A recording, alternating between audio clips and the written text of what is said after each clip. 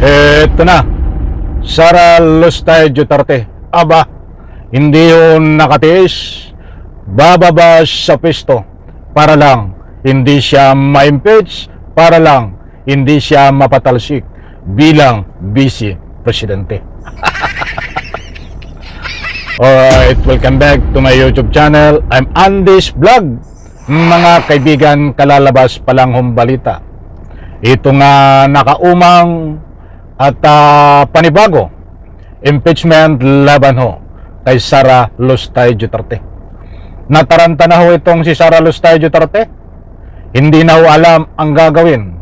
Kaya't dito sa kanyang mga desisyon na usapin na mainit na kumalat sa malaking stream media ay bababa ng kusa para lang isalba ang kanyang sarili at nang sa ganon hindi siya mapatalsik bilang Vice President ng Pilipinas. Sa like ko sa video na ito kung nagustuhan niyo po. Please subscribe my YouTube channel. Nako! Mga kaibigan, bago tayo magpatuloy, gusto ko munang kunin ng inyong panig. Pabor po ba kayo na itong si Sara Lustay Duterte ay bumaba sa pisto ng kusa para lang hindi siya mapatalsik, para lang hindi siya ma-impeach diyan po sa Senado? Sa comment section, mga kaibigan, ninanayaan ko kayo magbigay ng anumang public opinion. Ang usapin po natin, mga kaibigan, ngayon ay itong panibagong impeachment laban ho kay Sara Lustay Duterte. Kalimutan na muna natin yung hinahayin na impeachment noon dahil yan ho ay nakabaon at ika nga po'y naka-archive na pwedeng buhayin. Ito ang magandang balita, mga kaibigan, kahit ito siya ho ay naka-archive at kinalimutan na. But the same ang ebidensya ho. Parehas ang ebidensya, mga kaibigan, na magpapatalsik kay Sara Lustay Duterte.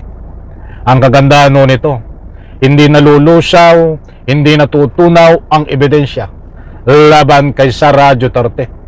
Kaya't ang matibay na ebidensya na ho yan ay gagamitin ho dito sa pangalawang impeachment laban ho kay Sara Lustay. Mga kaibigan, shoutout po sa lahat. Huwag po kayong alis, inaanyayahan ko kayo. Kapag mayroon po kayong pagkakataon, samahan niyo po ako.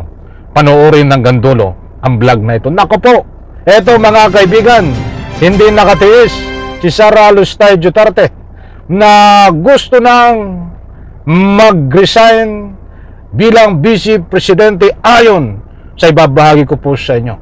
Dahil umiiwas pusoy para lang hindi siya mapatalsik. Sa bagay, kung susuriin po natin, kapag ikaw nga ay kusang bumaba Sara Lustay, ay hindi ka na may impeach, ba't patuloy ang iyong kaso diyan sa ombudsman? O ay sandali, may ibabahagi ko muna sa inyo ito. Nandiyan po sa screen, buhat sa Abante News, nandiyan po ang larawan ni Sara Lustay Duterte.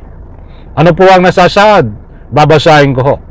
BP Sara di nagulat sa bagong inuumang na impeachment complaint. Hindi ho siya nagulat, ba't nataranta na? Maliwanag ho. Mayroon pong binubuo na at planado na ang ibang ahensya na magsasampa ho ng impeachment laban kay Sara Lustay Duterte na yan ho ay gaganapin nitong February 2026 pagkatapos ho ng 1-year bar roll sa unang sinampa na impeachment po dito. Babasahin ko ho ang nilalaman. Nandyan ho, buhat sa Abante News. Mas mahirap kung puro fake news ang iiral sa bansa. Ito ang tugon ni Palace Press Officer Attorney Claire Castro sa panawagan ni Vice President Sara Duterte na huwag tangkilikin ang balitang galing sa Malacanang. Nako! Mga kaibigan, huwag na po tayong umasa dito kay Sara Lustay Duterte na ang mga lumalabas sa kanyang bunganga ay ikagaganda ng takbo at kapakipakinabang ng Republika ng Pilipinas.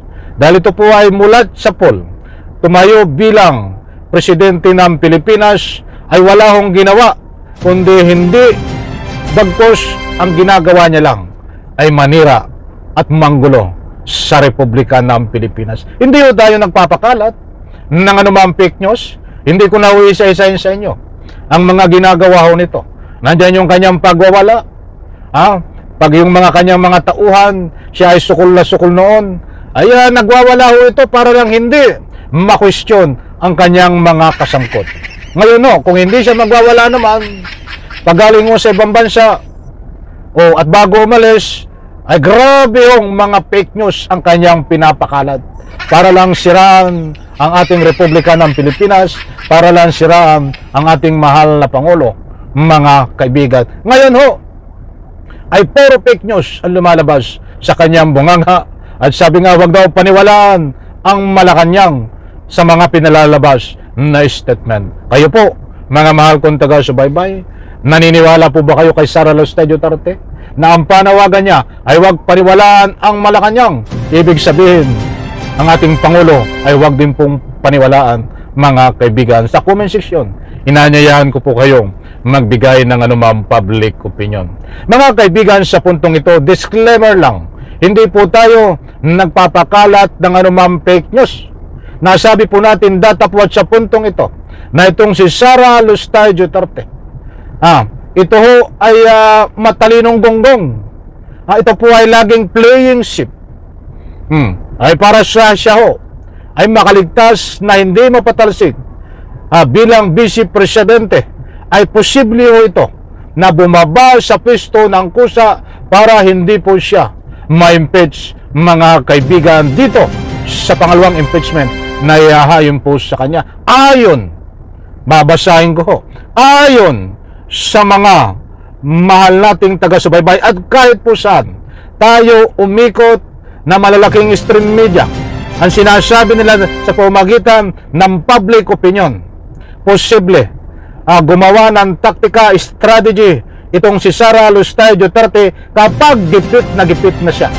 Ito ay kusang bababa at nang sa ganun ay hindi siya ma-impeach para makatakbo pang muli sa darating na halalan 2026. Yan po ay pawang public opinion. Kaya lang, mali ang iniisip mo, Sara Lustay Duterte. Kahit hindi ka ma-impeach, ay nandiyan ang ombudsman. Sa kasong pagnanakaw mo ng pera ng taong bayan, ay nandiyan ang ombudsman. Alam ko, malapit na at inaayos na ang kasong pandarambong mo, plunder at iba pa, para lang ikaw ay makulong. Mga kaibigan, isang like ko sa video na ito. Abangan po ang part 2. Kinulang po tayo sa oras. Maraming salamat. Pagpalain po tayo lahat. Bye-bye. Palakpakan.